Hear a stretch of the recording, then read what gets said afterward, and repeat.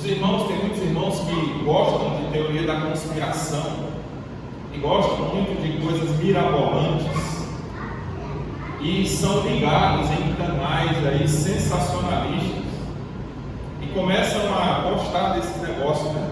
E compartilhar essas coisas também, como por exemplo, que explodiu, vai explodir agora a Terceira Guerra Mundial, e que agora o Papa vai fazer não sei o que mais lá, que agora o governo dos Estados Unidos, e o chip, e a marca da besta. Tem um que gosta desse tipo de notícia. E eu quero dizer para você nessa manhã que todas essas notícias, elas são apenas sensacionalismo barato. Que a maior e verdadeira notícia que o adventista precisa estar antenado e ter na ponta da língua é: Jesus voltará. Todas essas coisas acontecerão no seu tempo. Mas deixa eu dizer uma coisa para vocês. Vocês acham que o diabo está apressado para que aconteça a destruição dele, dos seus anjos e desse mundo? Você acha que é o diabo que vai adiantar as coisas? Você acha que realmente ele vai levantar os líderes políticos e religiosos para que todas essas coisas aconteçam? Lógico que não. Imagina se você tivesse em suas mãos o poder de abreviar a sua vida ou prolongar a sua vida. Você abreviaria ou prolongaria? Uma pessoa normal prolongaria. Eu falo normal porque pode ser que alguém esteja com algum problema psicológico e abreviaria, mas uma pessoa normal, ela prolongaria a sua vida. E o diabo ele não é diferente. Enquanto ele puder prolongar o sofrimento humano, ele vai o quê? Prolongar. E aí surge a pergunta: então de quem é a tarefa de abreviar? De quem é a tarefa de abreviar? Abra sua Bíblia em Apocalipse capítulo 12.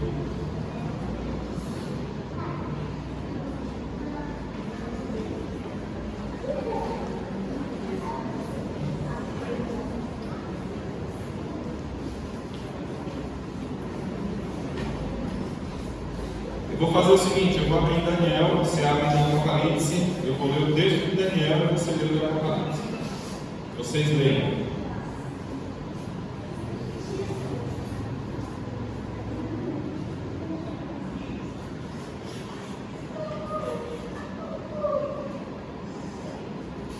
Apocalipse 12, 17, é um verso conhecido.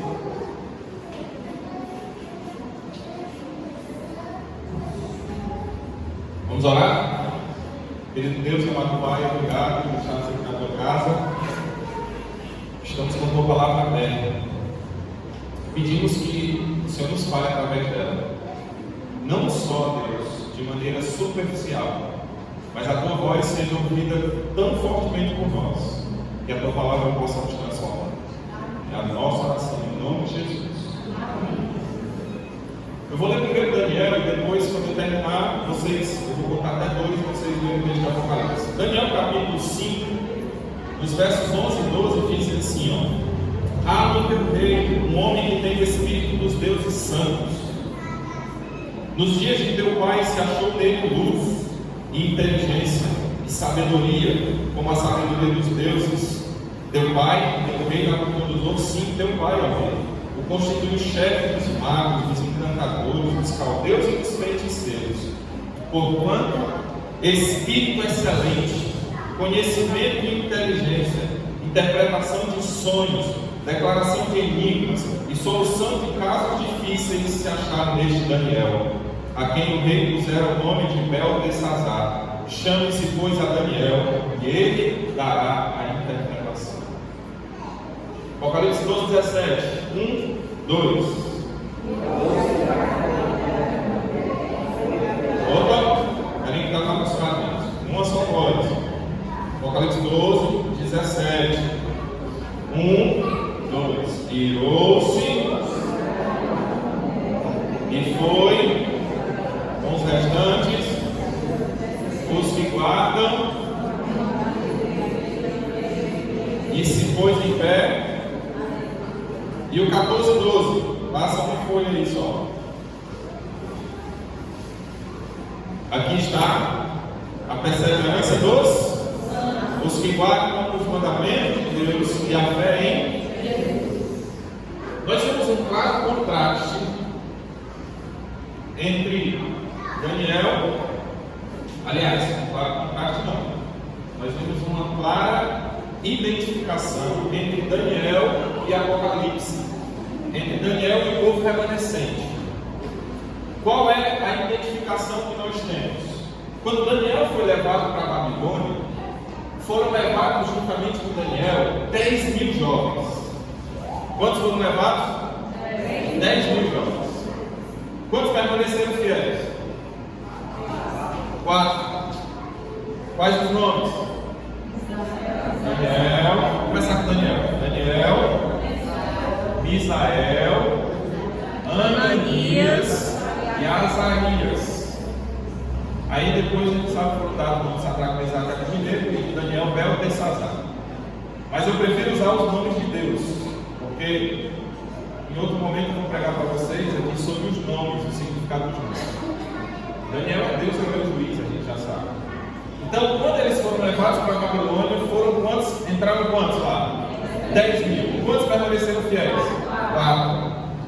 A Bíblia fala, compara o contexto dos últimos dias com o povo de Deus vivendo aonde? Em Babilônia.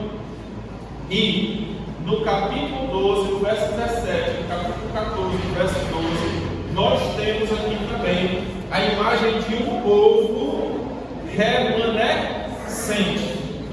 Ou seja, Daniel e os seus amigos foram os remanescentes na Babilônia. E Deus tem os seus remanescentes no tempo do fim. Então, o paralelo entre Daniel e nós é que Daniel era o remanescente da sua época e você e eu somos o remanescente dos dias de hoje. Um outro ponto interessante é que Daniel estava na Babilônia. Só que Daniel estava na Babilônia literal. E nós vivemos hoje aonde? Em Babilônia. Mas na Babilônia o quê? Espiritual. Significa confusão. Um outro ponto interessante é que Daniel permaneceu fiel mesmo contra todas as pressões que ele sofreu. Quando Daniel e os jovens chegam na Babilônia, eles já começam a sofrer pressões. Quais são as pressões? Vamos lá. Alimentação. O que mais? Não, ainda não. No princípio, vamos lá. Alimentação, cultura. Não é isso, Alves? Dá a eles a comida do rei, ensina a cultura e a língua. Então, as 3 primeiras pressões que Daniel sofreu foi para que ele tivesse o linguajar dos babilônios, que ele tivesse a cultura dos babilônios e que ele comesse a comida dos babilônios. Nós hoje temos essas pressões, sim ou não? Sim. Então veja que nós temos algo em comum com Daniel. Agora, uma coisa em comum que nós temos com Daniel. Daniel estava na Babilônia para fazer o quê? Para fazer o quê? Sim, ele foi levado como escravo. Mas para Deus, Daniel estava na Babilônia para quê, irmãos? Para representar a Deus no meio da Babilônia e levar uma mensagem para aquele povo. Nós estamos na Babilônia e nós somos o remanescente para quê? Vocês são nação santa, sacerdócio real, um povo propriedade exclusiva de Deus, que foram chamados da terra para salvar a nossa luz para anunciar os povos. Então, nós temos semelhanças com Daniel. Amém? Nós estamos na Babilônia, nós sofremos pressão na Babilônia, a gente não queria estar na Babilônia, a gente é escravo na Babilônia, nós somos o remanescente e nós temos uma missão. Em todos os momentos, em todas as épocas, Deus teve uma verdade para aquele tempo. Daniel tinha uma verdade a ser pregada para o seu tempo, e nós temos uma verdade a ser pregada hoje. E aí é onde começa aqui aquilo que nós precisamos nos identificar com Daniel. Através de Daniel, Deus revelou ou a queda da Babilônia, quando Belsazar resolveu fazer uma festa e brincar com Deus e os utensílios sagrados do templo. E aí aparece lá escrito na parede, aparece uma mão misteriosa, escreve uma letra misteriosa, uma frase misteriosa, Mene, Mene, Tekel, Ufaz, e que faz com que todos se apavorem, se assombrem.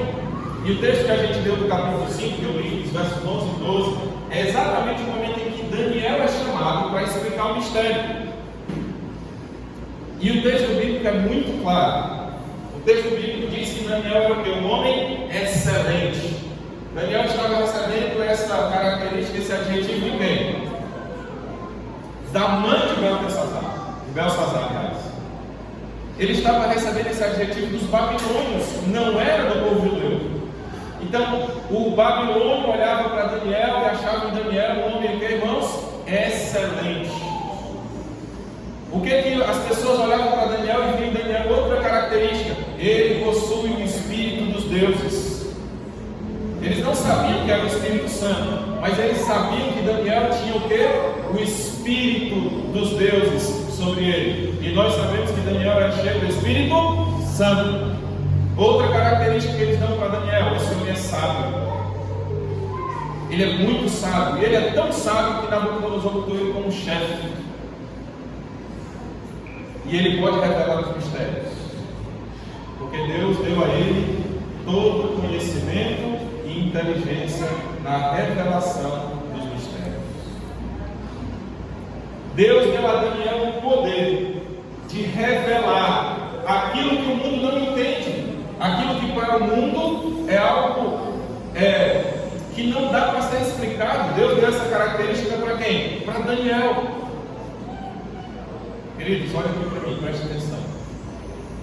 Será que o mundo entende o que está acontecendo? Hoje nós abrimos a TV ou a internet e o que nós vemos é mal. São catástrofes. Nunca na história deste mundo houve uma inundação como houve no Rio Grande do Sul. Está tendo também inundação no Quênia, num país tão seco, está tendo inundação, morrendo pessoas lá, 300 pessoas. As catástrofes climáticas, elas estão nos noticiários diariamente. Quando não é muita água, muita seca. E aí a gente é tentado a olhar para isso e dizer assim: isso aí são as mudanças climáticas, isso aí é o aquecimento global. A gente vai na onda das notícias que a gente vê na TV. Pastor, quer dizer que não existe aquecimento global? Existe sim, mas por trás disso tem outra coisa que só nós podemos revelar. Se você pegar a sua Bíblia e pegar o primeiro capítulo do livro de Joel, você vai ver o texto bíblico dizendo assim: veio o gafanhoto e devorou a lavoura, e sobrou do gafanhoto, veio o outro e devorou, veio o outro e devorou, veio o outro e devorou. Ou seja, Joel ele desvendava as catástrofes do tempo do fim, elas seriam uma atrás da outra. A Bíblia diz isso: haveria o quê? Terremotos, ondas gigantes, fome, peste, violência. Está lá em Mateus capítulo 24, mais de 20 sinais.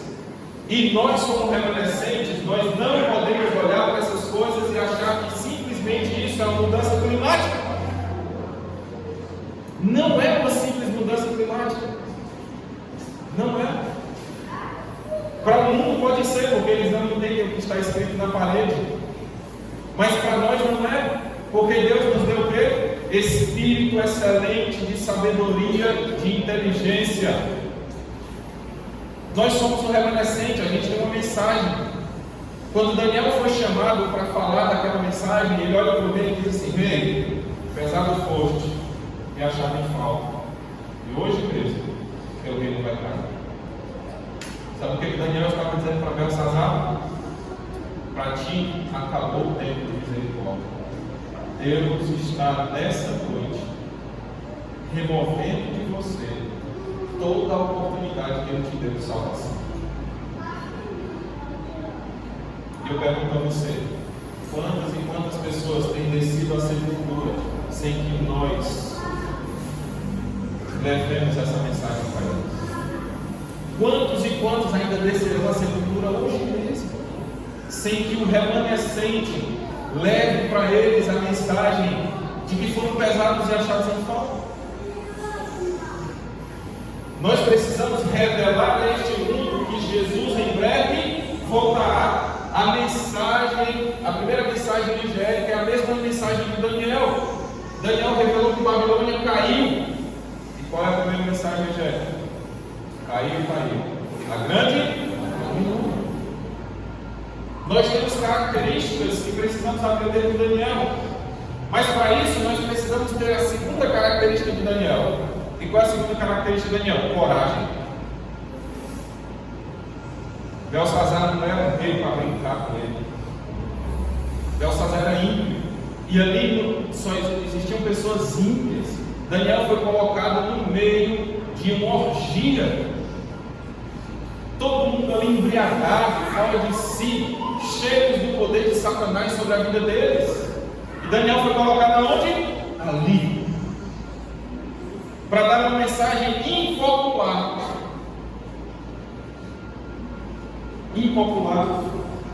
Para isso tinha que ter o que, irmãos? Coragem. Para levar a mensagem que Daniel levou, precisava de coragem. Eu li um livro esses dias, fala sobre o remanescente. O título do livro é Eles o Venceram pelo Sangue do Cordeiro. Na página 177 tem a seguinte frase, preste atenção: sobre o batismo do Espírito Santo, o povo de Deus nos últimos dias não deverá em cumprir a missão dada por Deus, de anunciar a plena verdade divina diante dos reis da terra, nem de denunciar os pecados do mundo no fim do tempo. Sob o poder de Deus, o remanescente, assim como Daniel, não deverá falar de uma mensagem impopular na frente dos reis dessa terra, mesmo que isso seja algo perigoso a se fazer. Só que quando eu olho para Daniel, eu não consigo ter essa coragem em muitos dos que estão na igreja de Jesus. Eu não consigo ver homens e mulheres corajosos pregando a mensagem impopular, seja para quem for, doe em quem doer. Eu não lembro agora o autor da frase, mas ele dizia assim: se a mensagem de Deus, a verdade, dói e incomoda nas pessoas, deixe que doa, porque eles fazem muitas coisas que doem no coração de Deus. Estou parafraseando, mas é basicamente isso. Nós não podemos ter medo de falar da verdade para as pessoas, de chamar o pecado pelo nome, com amor, com misericórdia, mas nós não podemos ser covardes a ponto de a vida das pessoas estarem acabando e nós não anunciarmos para eles isso. Nós precisamos de coragem. Uma terceira característica que eu vejo em Daniel, e a Bíblia cita, é que Daniel era cheio de luz. Capítulo 5, versos 11 e 12, Daniel era um homem cheio de luz. E quando nós sabemos que ser cheio de luz significa ser cheio de quem? Do Espírito Santo. Você sabe por que Daniel tinha coragem e muitos de nós não temos? Por que Daniel era cheio de luz e muitos de nós não somos? Porque nos falta o batismo do Espírito Santo diariamente em nossas vidas. Sem o Espírito Santo, nós não temos luz e nós não passamos de covardes. O Espírito Santo, ele foi o responsável por fazer com que Daniel fosse um homem cheio de luz, e ele é o responsável por fazer com que a sua igreja seja cheia de luz. Nessa manhã nós precisamos entender que, como remanescentes, nós precisamos da luz de Cristo, do Espírito Santo em nossa vida diariamente. para que a nossa luz brilhe neste mundo. Jesus disse assim: ó, vocês são o sal da terra e a luz. Quem acende a luz, coloca debaixo do velador, mas coloca onde? Olha, debaixo da mesa, mas coloca no velador, onde pode iluminar toda a casa. E aí eu pergunto para você, para reflexão: você tem sido luz no seu trabalho? Você é luz na sua escola? Você é luz na sua família? Você é luz na sua vizinhança? Você tem sido luz para as pessoas? Assim como Daniel, as pessoas veem luz em você. Porque a Bíblia diz assim, ó, ou nós somos cheios de vida, ou nós somos cheios de morte. A gente só cheira uma dessas duas coisas. Quem é luz cheira a vida, e quem é trevas cheira a morte. As nossas palavras são palavras de luz ou palavras de trevas? A nossa atitude, a forma como nós tratamos as pessoas, é luz ou trevas? Quando eu olho para a vida de Daniel, eu vejo um homem que, embora pecador, as pessoas não tinham o que acusar. Sabe qual era a acusação de Daniel? Quando quiseram jogar ele na cova dos leões? Olha aí, tem um homem aí que ora 3 vezes por dia. A única acusação que Daniel tinha sobre a sua vida, irmão, era ser um homem de oração, era ser luz, era não obedecer aos dítames do mundo, mas era ser fiel a Deus, embora o decreto proibisse que isso acontecesse. Quando alguém tiver que te acusar, ele te acusa de ser fiel a Deus. Amém? Outra característica de Daniel, a Bíblia diz que Daniel era um homem cheio de conhecimento. Cheio de conhecimento. E eu falei para você que nós temos uma missão, assim como Daniel, que é levar a verdade presente às pessoas. Mas aí a pergunta é: qual a verdade presente para nós, os remanescentes hoje? Qual o conhecimento que nós temos para levar a mensagem para as pessoas? Talvez a falta de coragem seja pela falta de conhecimento. Talvez a gente não pregue porque a gente nem sabe o que a gente tem que pregar. A gente nem entende. A gente nem sabe o que são as mensagens ingésticas, qual a verdade presente. A gente não sabe. E deixa eu dizer uma coisa para você. Sabe por que a gente não sabe? Porque a gente é miserável, pobre, cego, acha que é rico e que nada tem falta, mas não sabe. É miserável, pobre, cego. Quando Deus escreve a carta da igreja de Babilônia, Deus está escrevendo para uma igreja que se achava, mas que não era nada. Uma igreja que achava que estava fazendo tudo certinho, mas que estava fazendo tudo errado. E é interessante o paralelo que Deus faz. A cidade de Laodiceia é a cidade mais rica da Ásia. E Deus está dizendo que eles são pobres. Era a cidade que havia desenvolvido a oftalmologia. E eles, inclusive, na época, viu, Tiago? Na época eles já fabricavam colírio. E Deus está dizendo que eles são o quê? Cegos. Era o maior exportador de tecido da Ásia. E Deus está dizendo que eles estão nus. Olha o paralelo que Deus faz. Eles tinham tudo, mas não tinham nada.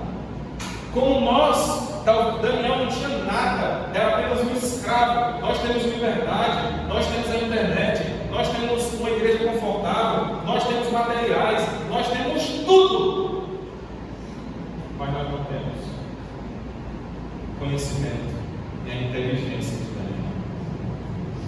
Eu vi uma frase esses dias que me incomodou, e a frase ela dizia o seguinte: quando Pedro vai entrando no templo e o paralítico olha para Pedro e diz assim: me dá uma esmola. Qual é a resposta de Pedro para ele? Qual é a resposta de Pedro, irmãos?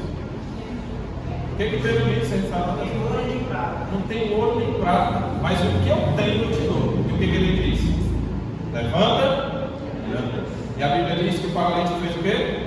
levantou e andou na mesma hora. Sabe qual é a diferença de Pedro para nós? Pedro não tinha prata nem ouro, mas tinha o poder de Deus. Nós temos prata e ouro, mas nos falta o poder de Deus para mandar o paralítico se levantar. Eu falo isso para você porque a Ellen White diz muito claro: quando a igreja for batizada com chuva serôdia, o mesmo que os discípulos fizeram, a igreja de Deus vai fazer também. Curas, milagres e maravilhas serão feitas quando essa igreja estiver cheia do poder de Deus. Nós precisamos ser um remanescente, não só de boca nem de língua, mas cheios do poder, do conhecimento, da luz, da coragem. Outro ponto interessante é que o livro, na página 178, o livro que eu citei, diz assim: os servos de Deus, preste bem atenção no texto, como você tem. Os servos de Deus, no contexto do fim do tempo, serão dirigentes e estudantes das Escrituras. Não precisa falar, só pensa: você é um dirigente e estudante das Escrituras. Dirigente, não é leitor superficial. Eu falava ali nessa na escola sabatina do mais velho. Todo dirigente e estudante das Escrituras deveria ter, no mínimo, uma boa Bíblia, com concordância, um dicionário bíblico e um comentário bíblico. Mas todo tem dinheiro para comprar isso, não. Mais barato do que isso aqui, todo mundo tem curso. Todo. Olha o que o texto diz: todos os servos de Deus no contexto do fim do tempo serão o quê? Dirigentes e estudantes das Escrituras. E terão o amor à verdade. O que mais? Isso é resultado da unção do Espírito Santo, que lhes dará toda a sabedoria divina. Serão capazes de explicar todo o mistério e desmascarar todo o engano. O remanescente é um dirigente estudante da Escritura. Ele vai ser um dirigente porque ele ama a verdade, e através do Espírito Santo ele vai ter capacidade de, assim como Daniel, explicar o inexplicável. Explicar aquilo que ninguém entende. Mas deixa eu dizer uma coisa para você. Pastor, tem pouca leitura, pessoal, alguém sendo analfabeto ou até analfabeto. O texto diz bem claro: será pelo poder do Espírito Santo e não por esforço humano. Tudo isso virá pelo batismo do Espírito Santo em nossas vidas. Outro ponto interessante: Daniel é um homem santo, e nós precisamos ser santos como Daniel. Assim como Daniel, a Bíblia comenta ali entre o sexto e o sétimo selo que haveria um povo separado, e a Bíblia chama esse povo em Apocalipse capítulo 14, verso 5 de remanescentes, e chama esse povo de 144 mil. E qual é a característica dos 144 mil? Apocalipse 7,14, na verdade. Qual a característica dos 144 mil? São limpos. Não é isso que diz? Não se mancharam, não se contaminaram, não se prostituíram. Não é isso que diz o texto? Os 144 mil nós sabemos que é um número simbólico que representa o povo de Deus, porque o povo de Deus é o quê? Limpo. O povo de Deus é santo porque não se prostituiu, não se manchou com vinhos da Babilônia. Ou seja, assim como Daniel é um homem santo, a Bíblia diz que o povo de Deus nos últimos dias é um povo santo. E por que é santo? Apocalipse 7,14 diz: porque eles fizeram o quê? Lavaram as suas vestiduras com o sangue do Cordeiro, e não com o vinho da Babilônia. Sabe, irmãos, para ser um remanescente nós precisamos ser santos. Não dá para pegar uma mensagem santa sendo profano. Ninguém convence ninguém. Até porque tem uma frase que diz que as palavras convencem, mas o que arrasta é o exemplo. Quando eu prego algo que eu não sou incoerente. E as pessoas veem isso. Por isso eu preciso ser santo. Como Deus é santo. E aí alguém, os irmãos até têm o costume de dizer assim: mas eu não quero ser santo. Por que não? Ah, porque eu não quero ser perfeito. Por que não? Parece que a gente tem medo de dizer isso, né? Já parou para pensar que quando a gente fala de santidade, de perfeição, a gente tem medo de dizer? Já parou para pensar aí? Os irmãos parecem que têm medo de dizer assim, ó, sede santos como eu sou santo, sede meus imitadores como eu sou de Cristo. Paulo era perfeito? Em termos de impecabilidade? Não. Mas aí ele diz assim, ó, sede meus imitadores como eu sou de Cristo. Não que eu já tenha alcançado, mas porque eu estou o quê? No rumo. Eu percorro esse caminho, eu estou buscando isso. Então não tenha medo de dizer assim, eu sou santo e eu estou buscando a perfeição. Não sou perfeito ainda, mas eu estou buscando. Então me imite também. A gente parece que tem medo de dizer isso, sabe por quê? Porque a gente não quer se comprometer. A gente não diz isso porque a gente não quer se comprometer. Daniel era um homem santo. Nós precisamos ser, irmãos, santos. Apocalipse capítulo 13, no verso 7. Como é que a Bíblia chama os remanescentes? Olha aí. Como é que a Bíblia chama os remanescentes? Apocalipse 13, 7. Foi-lhe dado também que pelejasse contra os santos. Como é que a Bíblia chama o remanescente?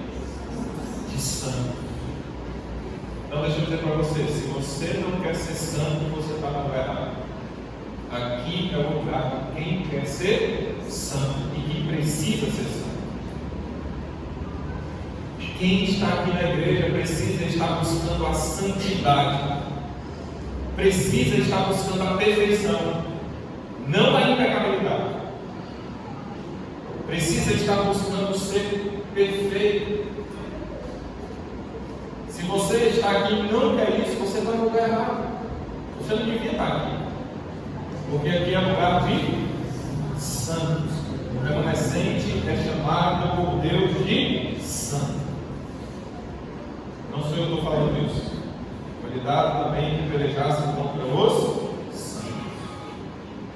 E por fim, eu termino dizendo que a última característica de Daniel é que Daniel era fiel. Daniel era tão fiel como a busca ao pobre. E Deus, ele deseja que o seu povo nos últimos dias sejam também fiéis. Para finalizarmos sobre Efésios, capítulo 1. Efésios capítulo 1.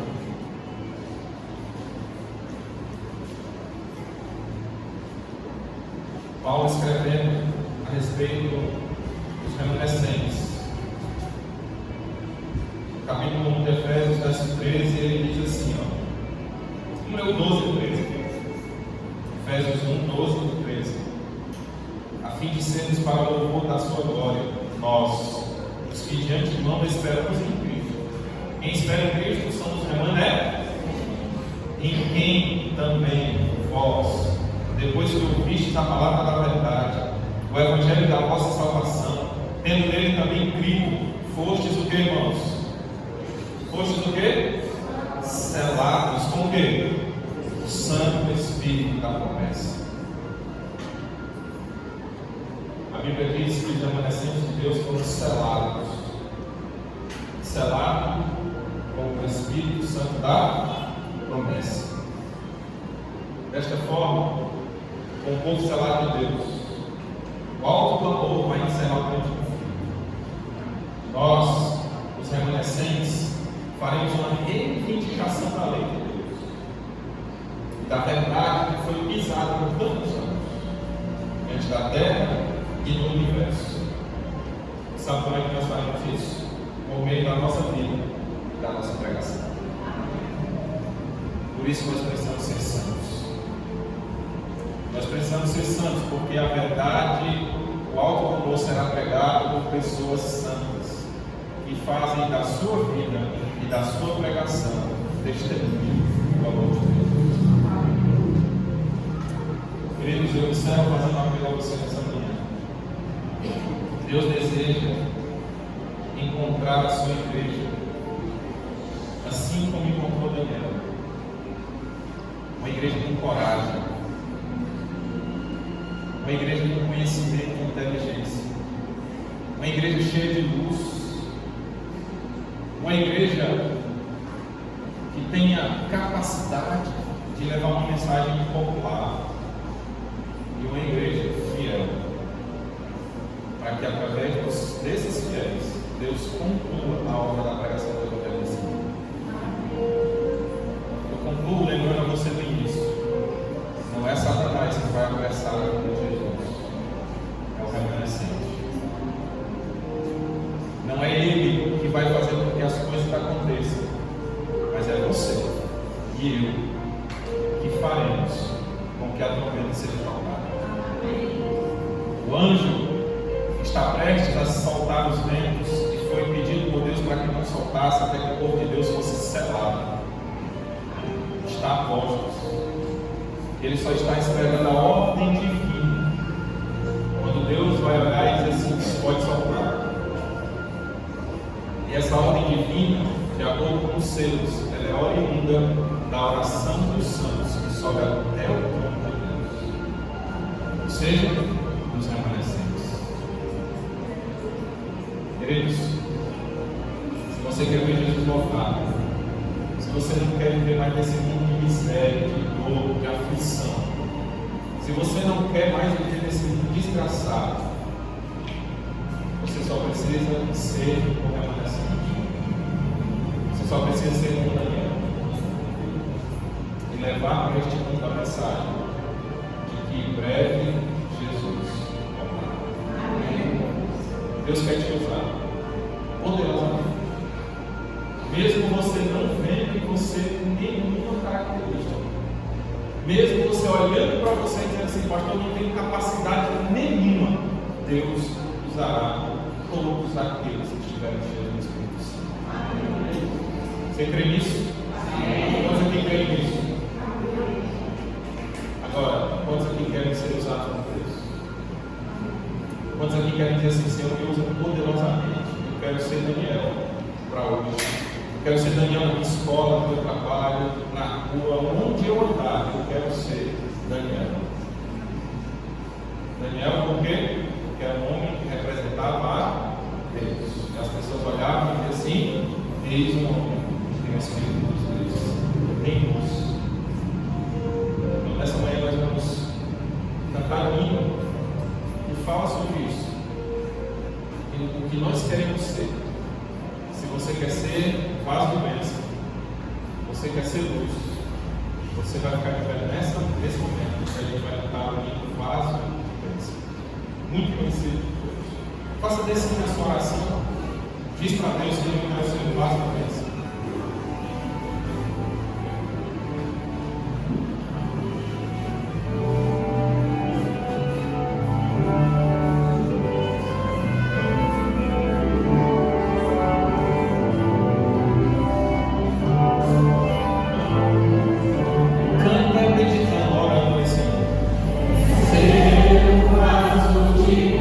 Para quem você quer ser? Ele já te